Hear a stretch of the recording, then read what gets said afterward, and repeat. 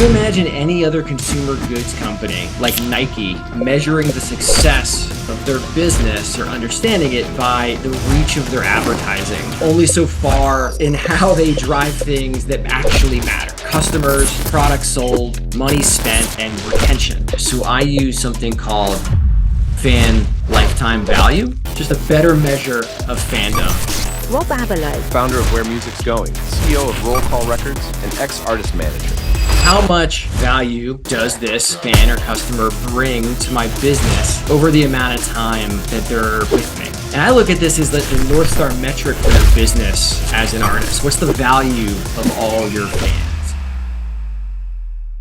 For most artists, figuring out how to grow your fan base is one of the hardest uphill challenges you face. You might start posting content you think your audience is going to love, but that ends up diluting your brand and doesn't put a penny in your pocket. Today, I'm speaking to Rob Abelo, an amazing manager turned marketer who's helping artists monetize their fan base through his newsletter, Where Music's Going. Rob has an incredible insight that he shares daily on Twitter and LinkedIn, and I'm obsessed with his newsletter that I wanted you to hear it directly from the source, how you can grow your fan base. Be warned, this conversation is quite geeky. You're going to want to sit down without any distractions with a pen and paper. He's dropping game that you need to pay attention to, especially the bit about the fan lifetime value and the purchase intent scale. Those are my favorite parts of this conversation. So let's stop talking and dive right in. Rob, you know, there's not many newsletters I actively look forward to every single issue where I am dying to read from top to tail to get every nugget of wisdom from the author. And I am absolutely obsessed with your newsletter, Where Music Goes. And I wanted to just maybe dive right in at the deep end, talking all about fans. So what is it, in your opinion, that artists misunderstand about the power of their own fan base? I think what's happened over recent years is, even though we can be more connected to our fan base, we look to these kind of mass consumption models and numbers and these faceless, disconnected stats to measure how we're doing, and measure and you know, these things like streams and followers and monthly listeners don't really tell us that much about a fan base. Don't tell us, you know, how engaged they are or how much they love or feel about something. And really, artists should be spending a lot more time with different metrics that are showing them truly the affinity that their fans have for them, and finding ways to connect with them so that can turn them into the kind of the stickiest and best ways for you to grow and for people to discover you, which is through fan-led growth, community-led growth, and word of mouth, and kind of really tapping into your fandom in that way. And do you think is it a metric or is it an intuition? Like, is it a feeling that you, as the artist, just know, I'm warming them up, they're getting hotter, they're now white hot, they're now like red hot? Like, is it abstract, or is there a metric that can measure it? So something I think is really important for like metrics when you're thinking about your fandom is, if you have the right goal where you want to get people to, the right kind of outcome that is a metric you're going for, that'll dictate all your strategies and your tactics to get there. And so I talked about, you know, streams and followers, and monthly listeners, and those matter, you know, those are indicators and those are reach, but I like to use things that are more holistic and that are closer to like the actual affinity, closer to fandom and the value that somebody is giving you. So I use something called fan lifetime value, which just a better measure of fandom. And it's using a similar concept that like a software company may use. It's called customer lifetime value. And that's how much value does this fan or customer bring to my business over the amount of time that they're, you know, with me, of their fandom in this case. And I look at this as the North Star metric for your business as an artist. What's the value of all your fans? And ultimately, we're searching for those better signs of affinity and intensity. And what's really cool about these, as opposed to, say, streams, is it shows like a lot of stickiness and sustainability. When those audience reach measurables like streams or followers, they can also be like really empty or sometimes fraudulent. So I like to use this instead. And I say, like, think of it like this. Could you imagine any other consumer goods company like Nike measuring the success of their business or understanding it by the reach of their advertising or the Okay. numbers of followers they've gotten on socials? I mean, no, only so Facts. far in how they drive things that actually matter, right? Customers, products sold, money spent, and retention. And so these metrics are really important because, like, what they measure determines everything we do. It determines what we consider success and how we pursue that success. So if your only measures are these passive things, you may often found that you're working towards goals that don't even actually grow your business. You're trying to have the next viral TikTok, but do those views convert into anything? You're paying to get on some kind of like playlist, where you're getting lots of passive streams, but none of the people know who you are and are getting to the next level of fandom for you. So it's just really important to kind of have that metric and have a better understanding. And I mean, if I want, I can go into how you calculate it. I don't know if you want to go that deep or not. Let's get into that. So I mean, I love what you're saying. I think of it almost like a value ladder in a way. So if you start at the very bottom of the value ladder, you got 0.0006 pennies per stream. Then you've got one level up on the value ladder. You got someone buying it on Bandcamp, $1.99. One level up on the value ladder, they're buying a concert ticket for $9.99. One level up, they're going to go backstage at the concert for $49.99. One level up, next thing. And I love that your perception is measuring it over how long are they a fan for, how long are they going to spend, how much are they going to spend over that lifetime with me. That's a really nice way to look at it. How would you calculate it if there's a formula to it? So I, and I have a calculator on, wheremusicsgoing.com that anyone can use. Ideally, this is something you're using in kind of a dashboard or analytics where it's happening a bit more automatically. But what I do is I start with, annual fan value. So think of, the total spend any fan has for streaming, which any individual one fan is going to be small. Records that you've sold digitally or physically, merch, live concerts, anything premium, NFTs, whatever else it is. And then I actually add something in there, which I consider like an indirect value, which is, anybody who's kind of in your audience is actually helping you make more indirect income by bringing those numbers up and that awareness up. So that might be from brand deals or sync licenses or getting on a music festival because you have a larger audience.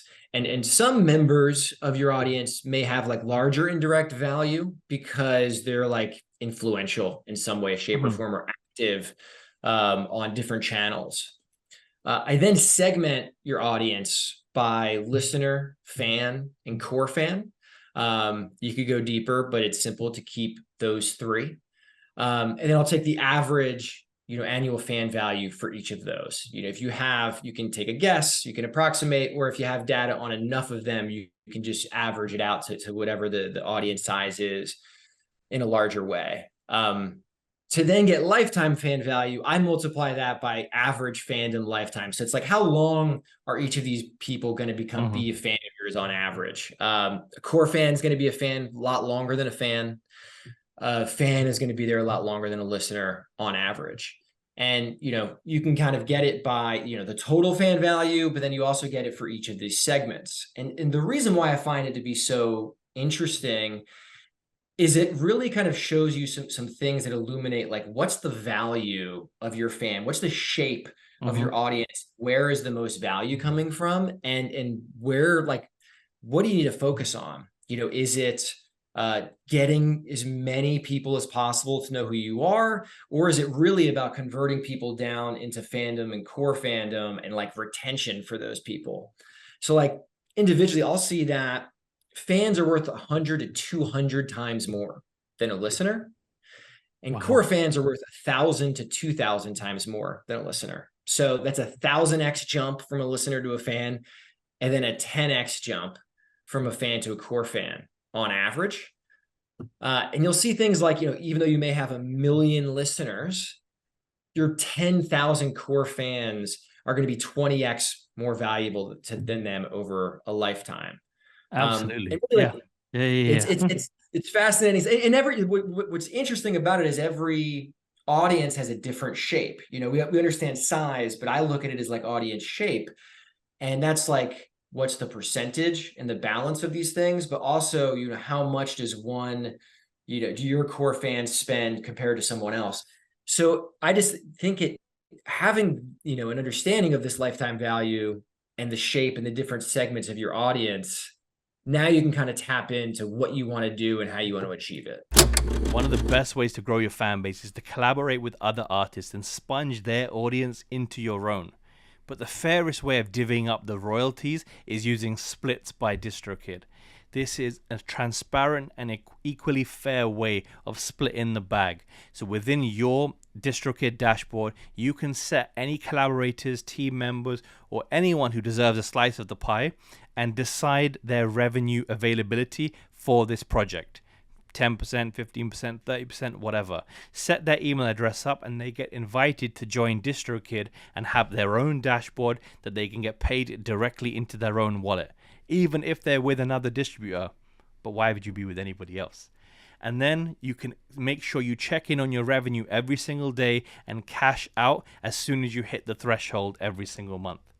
If you're ready to sign up and try out Splits by DistroKid, you can get started today and have a 7% discount off your year-long membership using my link, which is distrokid.com/VIP/all-about-helping. Huge love as always to the DistroKid family for sponsoring the entirety of season 2 of this podcast and empowering smart artists with digital tools. See, to me, this speaks volumes. I, as a geek, love the idea of turning different taps on and off.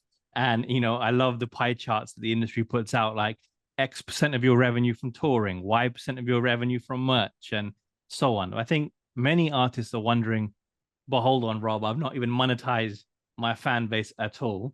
And there are many different income streams that they can push. I often get the sense that fans use promotion instead of emotion. I have that printed on a hoodie. I love that phrase so much. And they're trying to sell their product without convincing people why they need that product. So can you talk a bit to the shift between listener to fan to core or super fan in a sense? Like, how do you take people down that rabbit hole in many ways for the artists you work with? What you're talking about is so interesting because I think about it a lot of, you know, the artist having context. And, you know, it's you're creating a world and you're creating a story and your narrative and a mission that people need to come along. And you need to do that as early in the process as possible. And it's hard because everything we do tells everyone, oh, just point everybody back to, you know, you spend so much time and energy finally like busting through the noise. So somebody's, you know, caring about you for a short period of time. And the thing we all do is say, okay, great. Now go back to like the top of funnel to streaming, where I'm mixed in with a million other things that immediately suggest you to go to the next thing. But as an artist, if you can find a better way to, once you have that little bit of attention, to bring people into your story, where that landing page is, you know, more visual and narrative context, and you're asking them to come, you know, deeper into your world by signing up for, you know, newsletters and community and experiencing you kind of in more artist-owned platforms and spaces, it goes a really long way.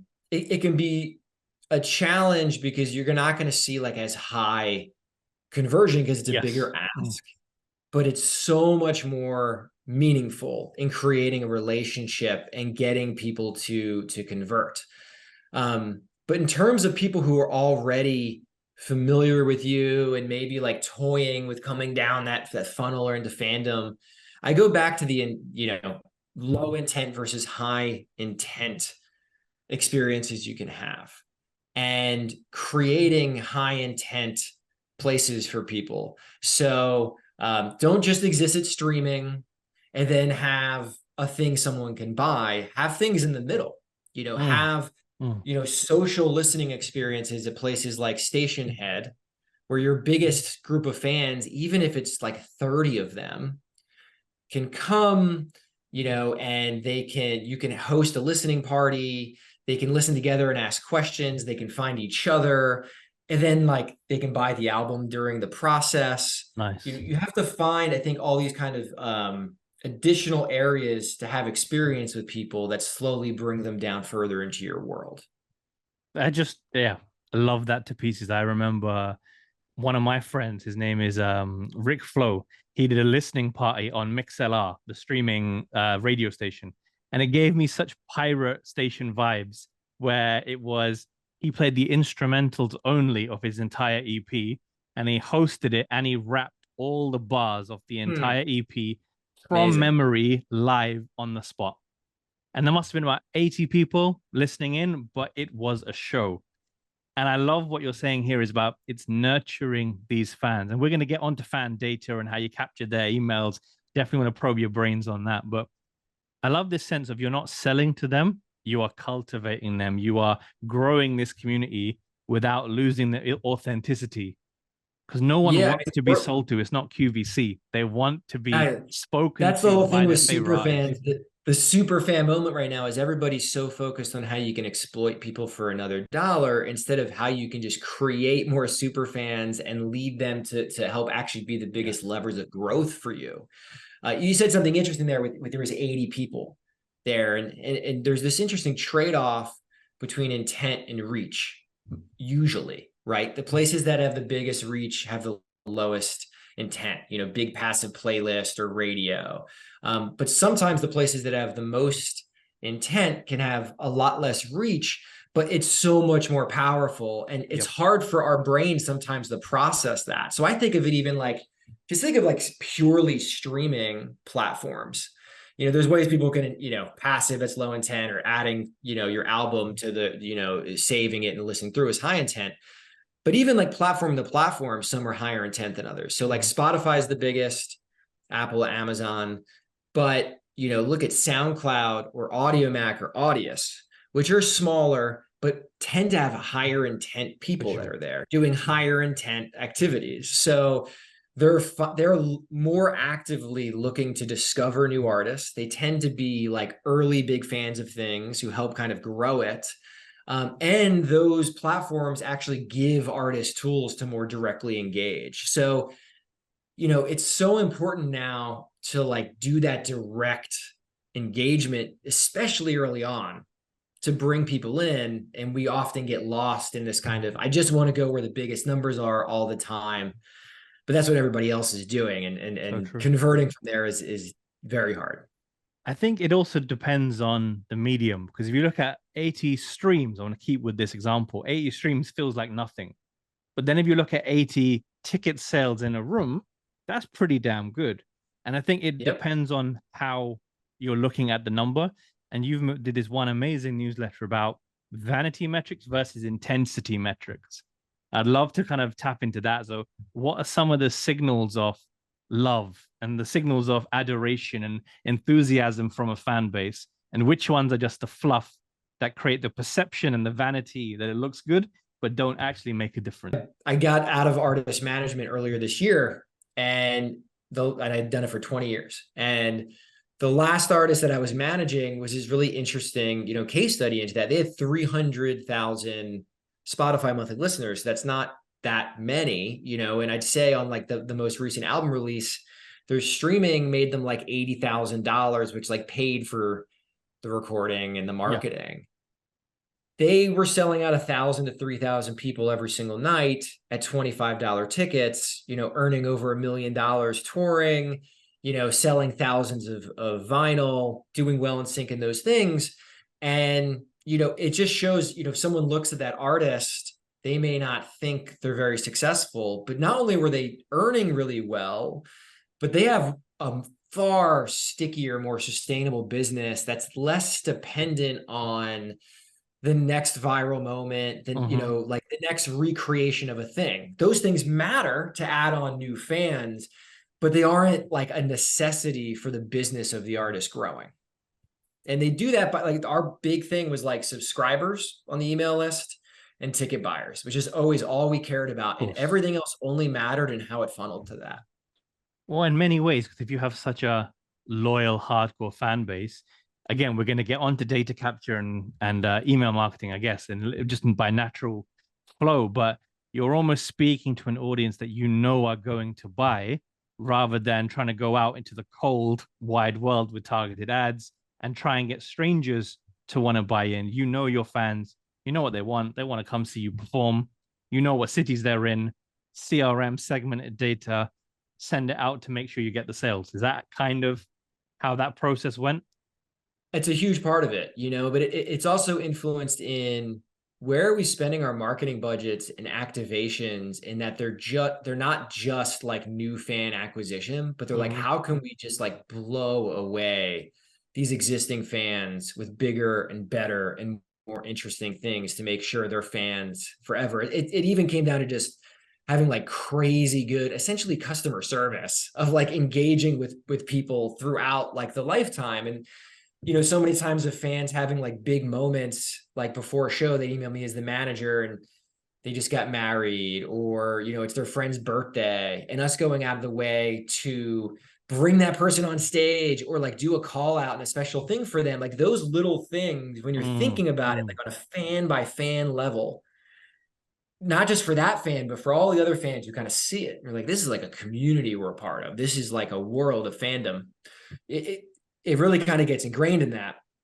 But in terms of fan captured of data is everything, and it's, if you can get people's information and have that relationship with them early and often, it creates the situation where it's like, I want to do a million things to grow this and market it, but all I have to do is hit send on an email, and that show sold out, and that show sold out, and we sold out of, the vinyl presale.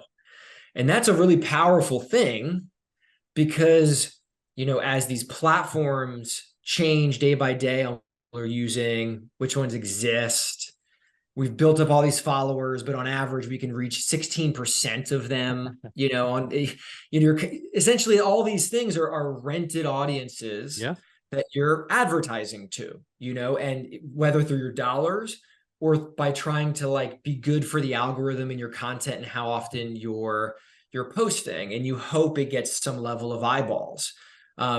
I look at those things less of like, that's how we reach our audience, and more like, how do we get them to help us reach more audience? But our artist owned platforms. So like, it's going to be 2024 when this comes out.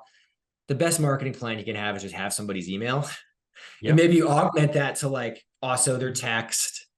And then maybe you also have a community or some other, more interactive platform. If you're always trying to pull people back into that, you feel like you're not seeing the results of it on day 1 or 2 or 10. But I can tell you, like on year 2 and year 5 and year 8, and this will help you get there, it'll like, wow, that like the compounding of that is absolutely everything. One of my favorite features right now to grow your fan base is using a Symphony OS pre-save campaign. I made a whole video about this, how you can use a pre-save link and offer a bonus bundle and get people to sign up, giving you their email address, following your Spotify account, and forever pre-saving every song you release if you're on a pro account. If you want to try out Symphony OS, you can get started and get a free trial using my link, which is symphonyos.co/all-about-helping. There's a little bit of code in that URL, so make sure you click the link from the description inside this video. Mad love to the family over at Symphony OS. I have a whole episode on this podcast with the CEO, Meg Vicaria. So watch that after you finish this interview. Facts. Big facts. I think everyone wants the next Beehive, the next set of Swifties, and they're always trying to almost run before they can walk. I see this especially when people are trying to create subscriber-only communities, and they add additional workload to themselves to make all this extra content. And at the start, it's for like 3 people.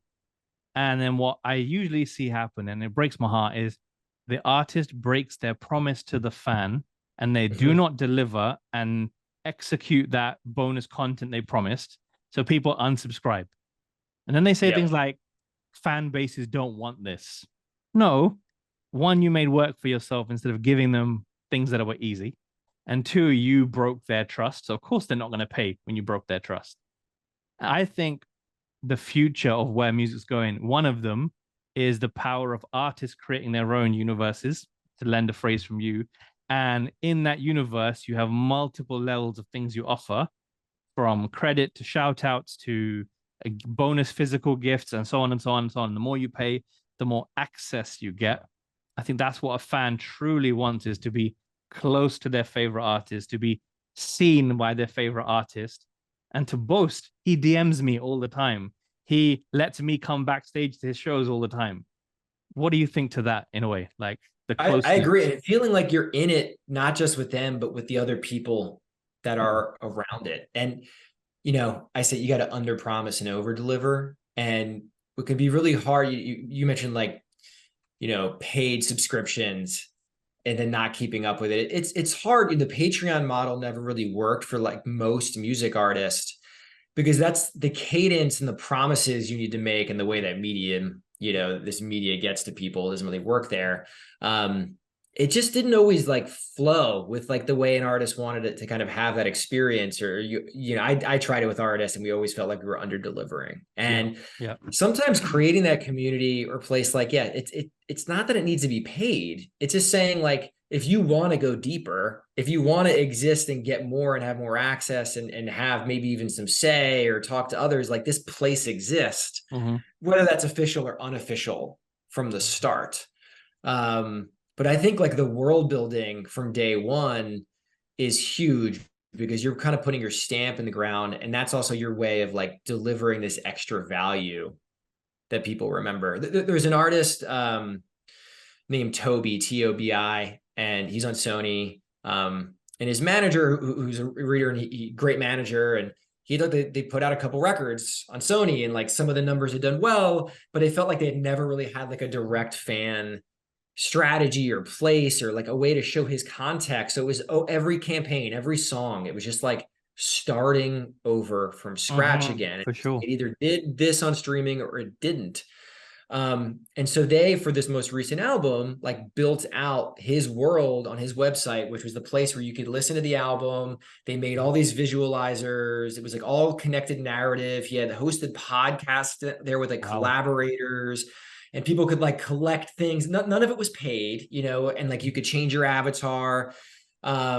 And they were collecting emails from everybody, and like the intent, and they're like, the numbers are obviously smaller. They're like, but we've never felt this level of connection with an audience. And we know everyone who's there is going to be our fan for so long, and they're going to bring more people in. Like, I feel like it was the most meaningful marketing activation they'd done in the years of him being around. And I think that speaks to a couple things, but like one of it is when you think of it, like, I'm not just creating the subscription and now I got to deliver content and like get money.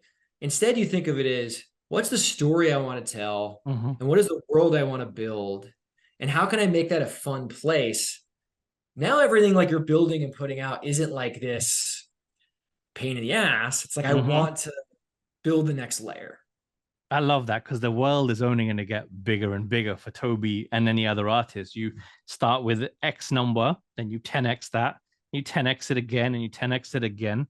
And going back to what you said earlier about owning your own audience, you're not borrowing it from the platforms. At that point, you have them all in the palm of your hand. And I think in some ways, Instagram broadcast channels is similar to that. This recently launched service. I'm seeing the best artists treating it like a diary, where they're just checking in every single day with a voice note, a quick selfie video, not taking it too seriously. And they're keeping their fans updated more than the story. So you have to be in this inner circle to be a part of it. What are you seeing right now with broadcast channels? Do you think they're an effective way to build a fan base?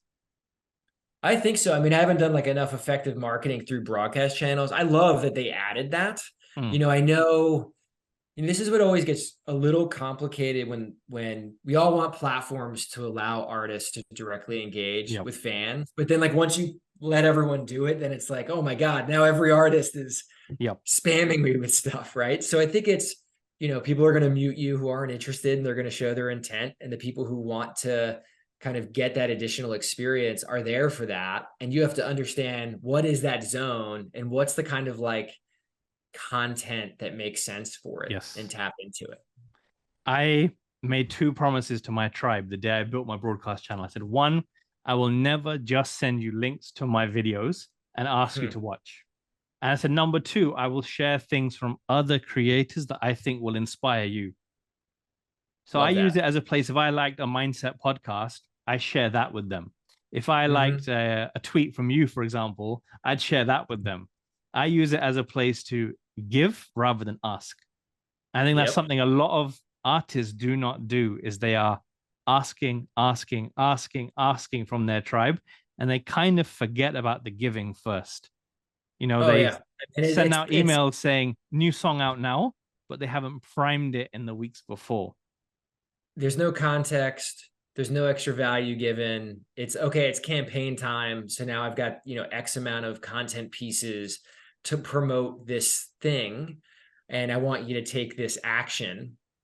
Instead of, honestly, it's like what you're doing. It's how can I, create a community of like who are the people that are around this, and how can I like bring more it could be co-signing other artists. It could be finding people within your own community that are creating something that you want to highlight. It's what is your world? What are you interested in? How can you kind of deliver that in a way that isn't just, yeah, here's the seventh content piece about this Yes. song I just released. Go stream it on streaming platforms, because that gets old real fast. People don't feel like they're 100. in on Yeah. something with you.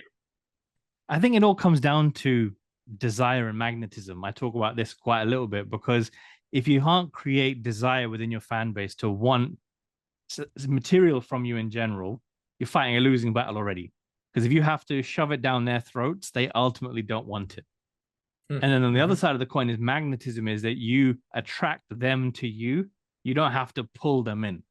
And I think many artists, they haven't quite grasped that, is they think, I've created a piece of content. I want eyeballs on it. So I'll talk to my subscribers, I'll talk to my followers. And by the rule of algorithmic mathematics, 16% of my audience will see the content. And not Mm-hmm. enough people perhaps thinking, how can I take this message from an ask into a give? And how can I Mm-hmm. present this to reward them rather than to get statistics from them? Kind of reminds me of like a Frank Ocean. Like if he were to drop Yep. even a teaser, the world goes nuts for it. Um, Exactly. do you think like artists, even in their early stages of the career, can they build that much of a legacy fan base, the ones that go wild, or do you have to start and build it up brick by brick to get there? I think more and more you have to build it brick by brick. Frank Ocean's an interesting one because there was a viral tweet recently of somebody saying like, I wish I didn't have to do all this work. Like Frank Ocean and Bon Iver just put out great albums and never did anything, and it was huge. And it's like Frank Ocean was like out there like years before that, like working Yes. his ass off, like directly with people and like creating worlds to get people to care.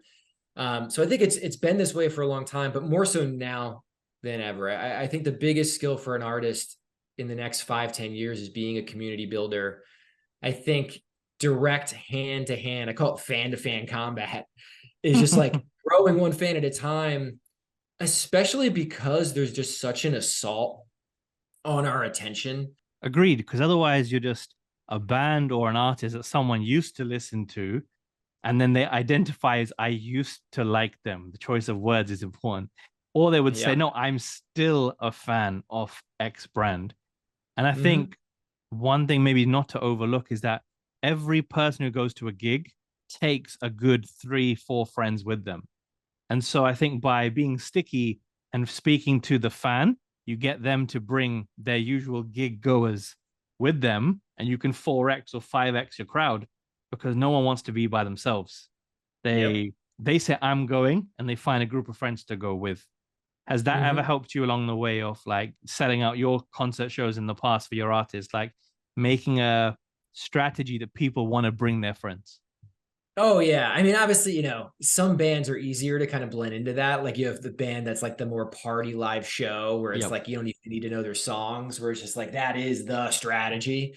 Um, for us, it's like, how do you give your existing fans easy ways to do that and bring other people and potentially even kind of like reward them in ways that aren't like so in your face, obvious and gamified, and saying like, if you do X, you'll get Y points, and it feels too transactional, right? And so like for us, that would, having relationships with your big fans, and then you can authentically go to them and talk and saying, we're coming to this place.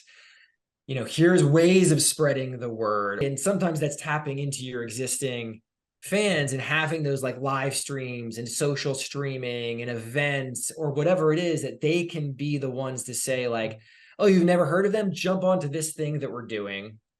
And they're like immediately down that rabbit hole a bit further.